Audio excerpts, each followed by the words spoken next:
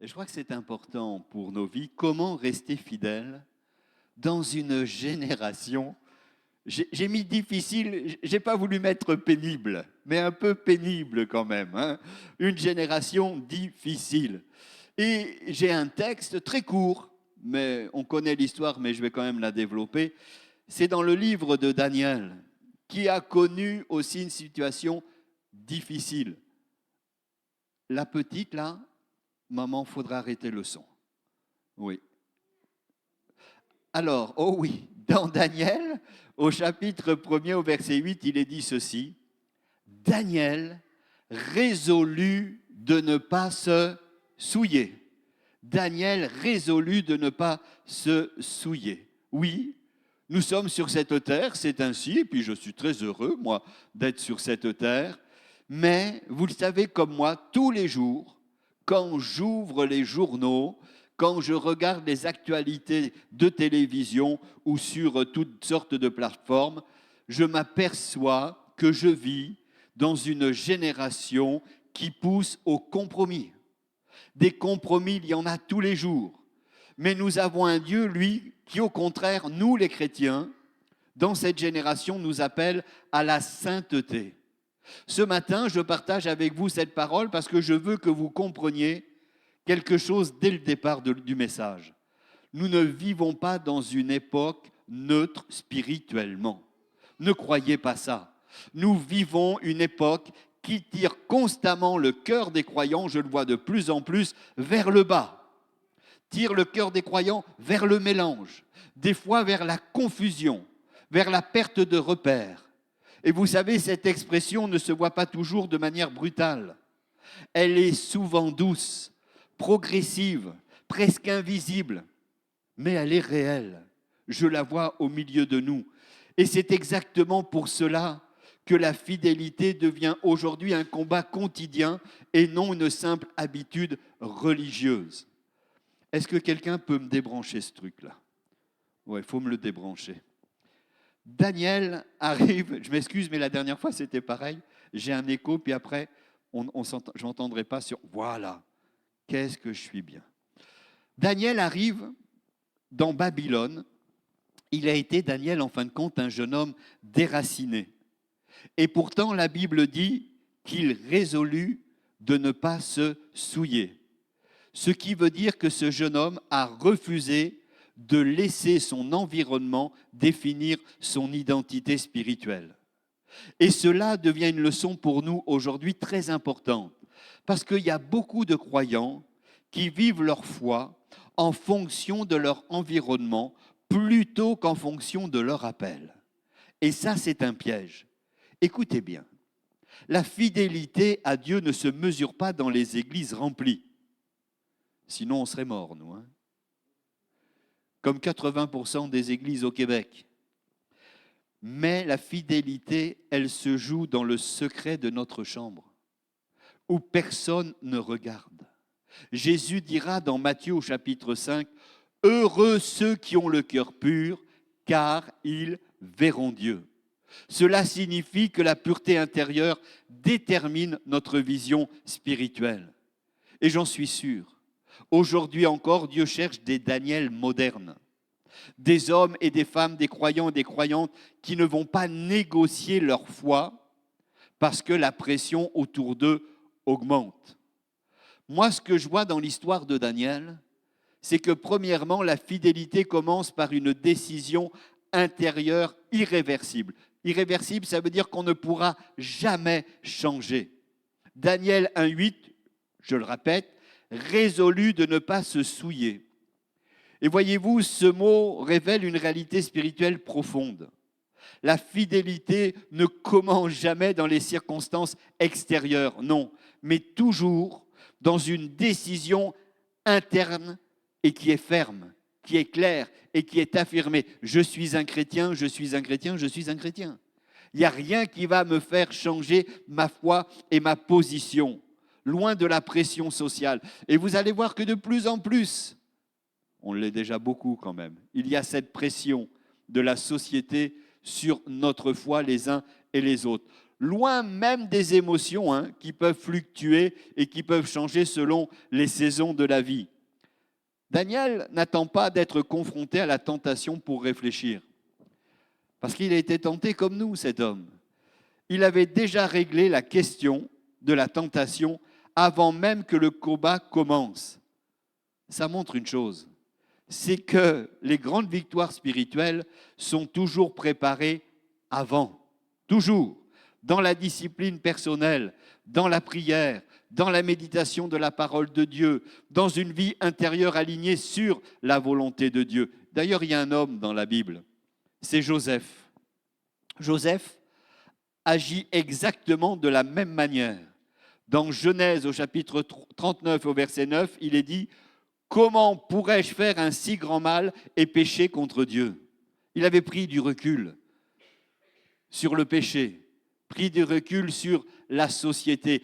Il avait établi une barrière intérieure. Est-ce que mon frère, ma sœur, tu as établi une barrière dans ton cœur? Si tu n'as pas établi une barrière, ça va être facile d'aller plus loin et plus loin dans le compromis et dans les choses qui font honte au Seigneur. Écoutez-moi bien, vous ne tomberez pas seulement à cause de la tentation, parce que là on se trompe. Tu tomberas à cause d'un manque de décision spirituelle claire avant la tentation. Nous serons tous tentés d'une manière ou d'une autre tous les jours, et le diable sait quels sont nos points faibles aux uns et aux autres. Et moi je dis que malheureusement beaucoup de croyants vivent dans l'instabilité parce qu'ils n'ont jamais pris le temps de définir leurs limites spirituelles. Il y a des limites spirituelles à s'accorder aux uns et aux autres. On doit apprendre à dire dans la vie, ceci, devant le Seigneur, je ne le négocierai jamais. Cela, devant le Seigneur, je ne l'ouvrirai jamais dans ma vie. Cette porte, je la fermerai définitivement devant Dieu. Ça concerne nos habitudes, nos relations, nos pensées, nos contenus numériques, notre intégrité, notre vie secrète que personne ne connaît. La barrière, il faut la mettre maintenant, avant la tentation. La fidélité commence quand tu décides que Dieu n'est pas une option, mais que Dieu, comme beaucoup d'entre vous, je l'espère, est le centre de votre vie. Moi, je me réveille Jésus, je vis Jésus, je travaille Jésus et je dors Jésus. Je sais que beaucoup d'entre vous sont ainsi. Moi, le Seigneur, il est toujours dans mes pensées parce que j'entretiens cette pensée de Dieu. Et même si personne ne te voit, même si personne ne t'applaudit, même si personne ne te comprend, reste ferme parce que ta décision, elle n'est pas émotionnelle, mais elle est spirituelle, bien-aimé. Et c'est là que commence la victoire. Merci Seigneur. Daniel nous montre autre chose. Je vais le dire parce que c'est tellement vrai. La fidélité demande un courage qui refuse le compromis. Et il pouvait en avoir des compromis. Il y en a d'autres qui ont été emmenés en Babylone et qui sont tout de suite rentrés dans le compromis. On le voit pratiquement dès les premières pages de Daniel. Daniel est à Babylone et Babylone, en fin de compte, ne cherche pas seulement à l'emprisonner physiquement, mais à le transformer intérieurement. Babylone cherchait à remodeler son identité, à changer ses habitudes, à influencer ses choix quotidiens et même, je dirais, à modifier son langage. Il fallait qu'il apprenne cette langue des Babyloniens, son identité. Parce que la Bible dit que Daniel et ses amis vont recevoir quoi? Des nouveaux noms. On va leur donner une nouvelle identité. Ce qui symbolise une tentative, c'est moi qui le dis, de reprogrammation spirituelle. Si vous voulez reprogrammer toute une société, commencez par les bébés et les petits. Il y a un homme dans les années 20, 30 qui l'a très bien compris en Europe. Il a reprogrammé toute une société. Il s'appelait Adolf Hitler. Et Adolf Hitler, il n'a pas cherché à convaincre les adultes. Non, il a eu un truc génial dans sa folie. Il a commencé par les jeunesses hitlériennes, par les tout petits qu'on emmenait en colonie de vacances. C'est fou, hein? Donc c'est sûr que 15 ou 20 ans après, ils étaient des adultes, des gens de 20 ou 30 ans. Et quand le chef disait « on va envahir », ils ont suivi. Ils étaient reprogrammés. Attention à ce que notre société ne nous reprogramme pas spirituellement. Daniel refuse. Et vous savez, comme il refuse, je regardais. Il ne refuse pas dans la colère, hein. Il ne refuse pas dans la rébellion, mais il refuse dans la fermeté calme, spirituelle et profonde.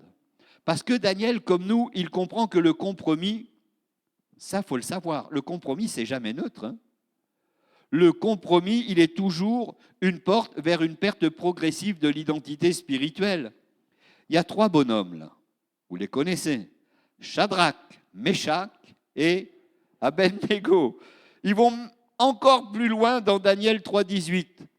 Même si Dieu ne nous délivre pas, il dit, nous ne servirons pas tes dieux. Et c'est fort, hein. Même si Dieu ne nous délivre pas, nous, il n'y aura pas de compromis, les gars. C'est un exemple. Dans notre vie aujourd'hui, je crois que ce que nous avons besoin, c'est d'un courage spirituel dans cette société qui consiste à dire non à ce qui est accepté par tout le monde et qui pourrait nous éloigner de Dieu. Tu dois comprendre que la pression sociale est l'un des plus grands ennemis de la fidélité à Dieu. Ce n'est pas parce que la société va dans cette voie, surtout pas aujourd'hui, que nous devons la suivre, frères et sœurs. Attention, je j'aimerais équilibrer mes propos. Il y a des choix dans la société qui sont très bien. Il y a des choses qui font avancer le quotidien des Québécois et des gens bien dans le monde. Mais il y a d'autres choses. Quand on les met à la lumière des Écritures, on voit bien que c'est carrément l'inverse et que derrière, l'ennemi de nos âmes y est. On est parfois seul dans nos décisions. On est parfois incompris dans nos choix, évidemment. Cela, ça peut concerner des choses très pratiques dans le compromis. C'est nos conversations. Vous voyez, on entame une conversation avec quelqu'un, puis on voit bien que ça ne va pas du tout avec nos valeurs, mais on ne s'impose pas. On dit « Ah ben oui, c'est vrai, peut-être ». Vous voyez, le peut-être déjà, c'est déjà un compromis. Notre éthique au travail, il faut garder cette éthique chrétienne. Nos choix relationnels. Moi, je me souviens, j'avais un groupe de jeunes il y a bien des années. Je ne les voyais pas au groupe de jeunes pendant des semaines. J'ai dit, mais où est-ce que... Je ne vous comprends pas. Et j'apprends, ça vous paraît incroyable, que, alors je ne sais pas comment on dit ici, vous allez me comprendre, ils allaient dans des boîtes de nuit, on dit comme ça en France. On dit pareil ici. Hein, vous voyez, la petite boule à facettes, etc. Là, ça, voilà.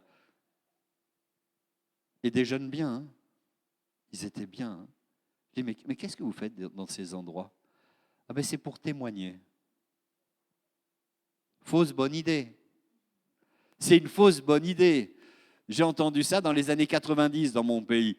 On allait dans des endroits où normalement on n'avait pas à mettre les pieds, les chrétiens. Mais on y allait pour témoigner, pour parler du Seigneur. Mais qu'est-ce que tu vas parler du Seigneur dans la gueule du loup? Mais oui. Parce que sur 5 jeunes, il y en a 3 qui ne revenaient plus à l'église, hein. Parce qu'ils avaient été happés dans ces lieux. Eh oui. Le Saint-Esprit te poussera parfois à dire, arrête ça, éloigne-toi de cela, ne touche pas à cela. Et c'est dans ces moments que ton courage est testé. Chaque fois qu'il y a un compromis que tu acceptes, eh bien, ça sera une perte pour toi demain. Ça sera une perte. Mais chaque non spirituel, ça va devenir une victoire éternelle. On est d'accord avec ça? C'est important parce que dans une quinzaine ou une vingtaine de minutes, vous allez sortir d'ici. Et le compromis va tout de suite vous attendre, tout de suite. Et puis, la fidélité se maintient par une vie qui est fixée sur Dieu. Toujours fixé sur Dieu. Daniel ne laisse pas Babylone devenir son centre émotionnel ou spirituel, je vous le rappelle. Il vit dans Babylone, mais Babylone ne vit pas en lui. Vous comprenez ça? Et ça devient encore plus visible dans Daniel 6,10. Vous vous souvenez, lorsqu'il y a un décret qui interdit la prière. Et Daniel continue de prier 3 fois par jour, comme auparavant, sans changer son rythme, sans adapter sa foi à la pression extérieure, sans même négocier sa communion avec Dieu. Moi, ça me parle ce matin. Ça nous enseigne une vérité puissante, c'est que la stabilité spirituelle dépend de la constance de la présence de Dieu dans ta vie, frères et sœurs. Pierre marche sur l'eau. Dans Matthieu 14, 29, il marche sur l'eau tant que quoi? Tant qu'il regarde Jésus. Et il commencera à couler lorsqu'il va regarder les vagues. Et c'est la même chose aujourd'hui dans cette fidélité et dans notre société. Aujourd'hui, nous devons surveiller ce qui attire notre attention. Vous savez, des fois, ce qui attire notre attention, ce n'est pas toujours ce qu'il y a de meilleur. Ce que tu vas regarder régulièrement va toujours influencer ton esprit plus que tu ne le penses. Si tu regardes constamment des sources de peur, ben c'est sûr que tu vas devenir peureux et anxieux. C'est réglé. Si tu regardes constamment des influences négatives, tu deviendras fragile. Mais si tu fixes ton regard sur Jésus, comment? À travers la prière, la parole et l'adoration, quelque chose va changer intérieurement. C'est obligé. Ça veut dire que concrètement, établir un temps de prière stable, c'est bon. Venez au temps de prière à l'église, si vous pouvez. Je vous en supplie, on se régale. Vous savez, je crois qu'il y a 2 vitesses dans notre église. Je modère mes propos, parce qu'il y a ceux qui ne peuvent pas. Je modère mes propos. Mais je vous assure, les temps de prière que nous avons d'études bibliques le mardi, c'est extraordinaire. Et je le sens d'autant plus qu'après, le dimanche, ça se manifeste aussi de cette manière. On a été nourris par le Seigneur. Et il y a quelque chose qui fait que, pas que nous sommes plus forts que les autres, mais il va y avoir un contraste, il va y avoir une différence. Si vous pouvez venir, mais c'est un temps béni. Vous avez besoin, frères et sœurs. C'est un piège de dire non, je n'ai pas besoin de l'étude biblique, je n'ai pas besoin de temps de prière. Mais c'est là où on apprend à connaître ses frères et ses sœurs. C'est là où on s'accroche et on commence à comprendre la profondeur de Dieu. Si vous pouvez, venez. On est le combien mardi? Il n'y a plus que 2. Il n'y en a plus que 2. Parce que juillet, août, il n'y aura pas ces temps. Mais venez, accrochez-vous. Vous allez voir les expériences extraordinaires que vous allez faire. Vous avez besoin qu'on prie pour vous. Vous avez besoin d'exprimer peut-être quelque chose qui est compliqué dans votre vie. On ne juge personne. Nous, on sait faire qu'une seule chose, se mettre à genoux et dire « Seigneur, nous, on ne peut pas, mais toi, tu vas le faire. Fais éclater ta gloire, Seigneur. » Et puis la fidélité de Dieu, je crois que j'aurais dû commencer par là. Elle est toujours récompensée par le Seigneur. C'est pas bon ça? La fidélité, elle est toujours récompensée. Daniel, il commence comme un captif, mais il finit comme un homme influent dans la même société. C'est fort. Il commence sans pouvoir et il finit avec autorité. Il commence oublié, mais il finit par être reconnu. Pourquoi? Parce que Dieu honore toujours la fidélité. Dieu a toujours été fidèle avec vous, même si vous ne l'avez pas été. Et c'est incroyable. Il a toujours honoré cette fidélité. Dans Daniel 1,17, ça dit que Dieu donne à Daniel quoi? L'intelligence que pasteur Nicolas n'a pas et la sagesse qu'il a encore plus besoin. Cela montre que la faveur divine accompagne une fidélité constante. Alléluia. Joseph, je reviens, il vit la même chose dans Genèse 41, 41. Et David en 1 Samuel 16, 3. Tout ça, ça montre que Dieu élève ceux qui restent fidèles dans le secret. Je t'en supplie. Ne mesure pas ta fidélité par les résultats immédiats. Non. Vous savez, je le vois et vous le voyez comme moi, beaucoup abandonnent la marche chrétienne parce qu'ils ne voient pas de changement rapide. C'est la société, il faut que ça soit rapide, il faut que ça réponde. Mais dans le royaume de Dieu, rien de fidèle n'est perdu, frères et sœurs. Toutes les prières que vous avez pu apporter encore cette semaine au Seigneur, elles comptent. Elles ne se sont pas évaporées. Si elles sont dans le temps de Dieu, le Seigneur, il les écoute. Chaque acte d'obéissance compte. Chaque renoncement compte. Et ce que tu fais dans le secret, je vous le rappelle, je ne sais pas si c'est comme ça dans le ciel, mais on a des mots français, c'est enregistré par Dieu. C'est enregistré par Dieu. Tu dois apprendre à marcher par la foi et non par la vue. Tu dois continuer à prier même si rien ne change immédiatement. Continue à obéir même si personne ne te félicite. Et d'ailleurs, personne ne te félicitera, je te le dis tout de suite. Hein. Peut-être même pas le pasteur. Il va t'oublier, le pasteur. Ils sont comme ça, les hommes. C'est vrai ou pas? On peut, nous, les serviteurs, on peut encourager, mais des fois, on oublie des choses. Non, non, tu ne comptes que sur le Seigneur, même si le pasteur Jean-Marc est quand même très gentil. Merci. Continue à servir si tu es ignoré, parce que Dieu travaille dans le silence avant de révéler sa gloire. Alors, je ne voudrais pas être trop long, mais je vais conclure ainsi. Dieu cherche encore des Daniel aujourd'hui. Dieu cherche encore des Daniel aujourd'hui. Bien sûr, il veut provoquer une décision dans ton cœur sur ce message. Parce que la vérité de Daniel n'est pas cette histoire destinée à être admirée de loin. Ah, c'était une belle histoire de la Bible. C'est une chose. Mais elle est destinée à être vécue dans le quotidien, dans le choix que tu vas faire en sortant de cette porte, dans les combats intérieurs que tu vas faire en sortant de cette porte, dans les moments où personne ne sera là, où personne ne va te regarder. Et pourtant, le ciel, lui, il va observer. Et il va voir, comme Daniel, que cette histoire est ton histoire, ce n'est pas une légende.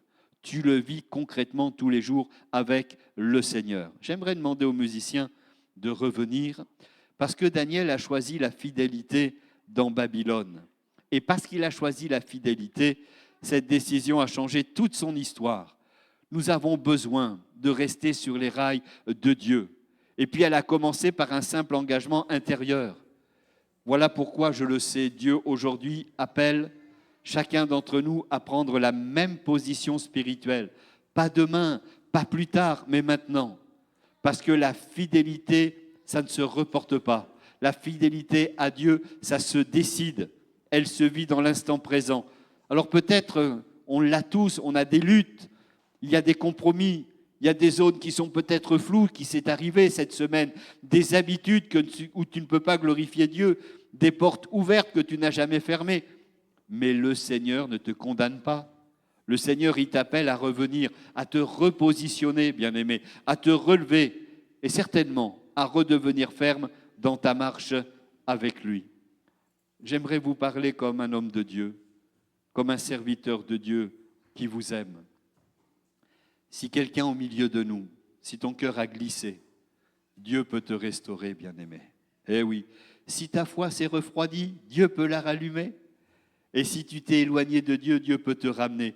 Mais commence toujours par prendre une décision claire, profonde et honnête devant le Seigneur. Nous allons prier, courber nos fronts et demander au Seigneur sa grâce. Je crois que aussi le Seigneur nous a laissé cette histoire de Daniel, de cet homme qui était dans une autre situation, dans un autre positionnement physique.